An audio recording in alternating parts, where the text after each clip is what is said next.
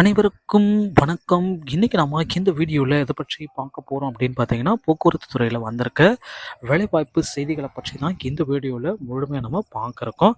நம்ம சேனலுக்கு நீங்கள் புதியவராக இருந்தீங்கன்னா ஒரே ஒரு சப்ஸ்கிரைப் அண்ட் பெல் மட்டும் கிளிக் பண்ணி வச்சுக்கோங்க. நம்ம சேனலில் வர அப்டேட்ஸ் எல்லாமே மிஸ் பண்ணாமல் இருக்க இது மிகவும் அவசியங்க.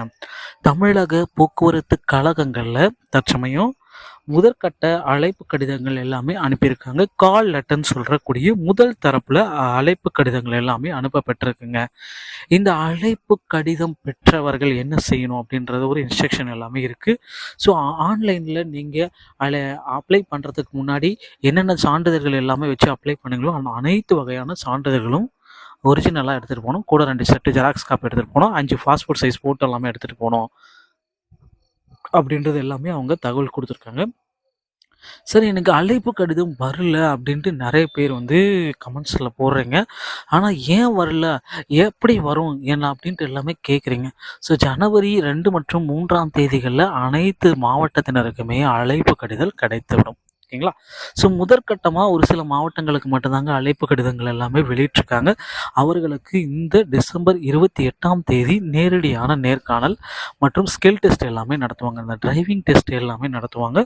ஸோ அதற்கு உண்டான இடத்துல அவங்க அனௌன்ஸ்மெண்ட் பண்ணிட்டாங்க. அது ஃபாலோ பண்ணிவிட்டு கும்பகோணத்துக்கு போகிறவங்களும் போகலாம். ஓகேங்களா?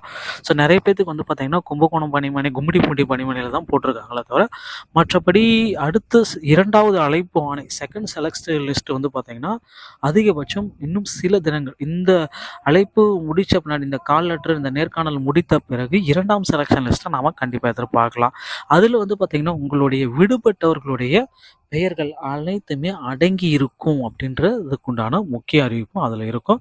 ஸோ போக்குவரத்து கழகத்தை பொறுத்தவரை பார்த்தீங்கன்னா அதிக அளவில் ஆட்கள் தேவைப்படுகிறார்கள். ஏன்னா தமிழகத்தில் பேருந்து சேவைன்றது ஒரு இலவசமயமாக்கப்பட்டது. பெண்களுக்கு இலவசன்றத மாதிரி ஸோ விரைவில் பார்த்தீங்கன்னா ஆண்களுக்கும் இலவசம் அப்படின்றத நம்ம விரைவில் எதிர்பார்க்க முடியும். ஏன்னா போக்குவரத்து சேவை தமிழகத்திலே ஒரு பெரும்பான்மையான மக்களை கவர்ந்துருக்கு. ஏன்னா சென்ற ஆண்டுகளை காட்டிலும் இந்த ஆண்டுகளில் போக்குவரத்து சேவை விரிவடைந்து தான் இருக்குது. ஏன்னா இந்த விரிவடைறதுக்கு ஏற்ப போக்குவரத்து ஊழியர்களுடைய பணிச்சுமை இதுதாங்க மிகப்பெரிய குற்றச்சாட்டாக இருக்குது. காலி பணியிடங்களை 10 ஆண்டுகளாகவே சரிவர நிரப்பாததே இதற்கு காரணம்.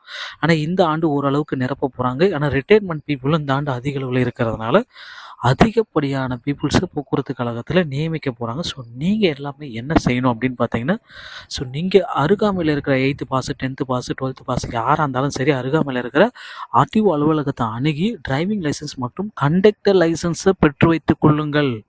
இது ரொம்ப ரொம்ப உங்களுக்கு இம்பார்ட்டண்ட்டாக இருக்கும். இப்போ விட்டால் வேலை வாங்க முடியாது மாறா. ஸோ அதனால் பயன்படுத்தி கொள்ளுங்கள். ஓகேங்களா? ஸோ அடுத்த தகவல் பார்த்தீங்கன்னா போக்குவரத்து கழகத்தில் செகண்ட் செலக்ஷன் லிஸ்ட் விரைவில் நம்ம எதிர்பார்க்கலாம். தமிழக போக்குவரத்து கழக செய்திகளை நீங்கள் உடனுக்குடன் பெறனா நம்ம சேனலோடு இணைந்திருங்கள். அடுத்த வீடியோவில் இன்னொரு செய்தியோடு உங்களை சந்திக்கிறேன். நன்றி, வணக்கம்.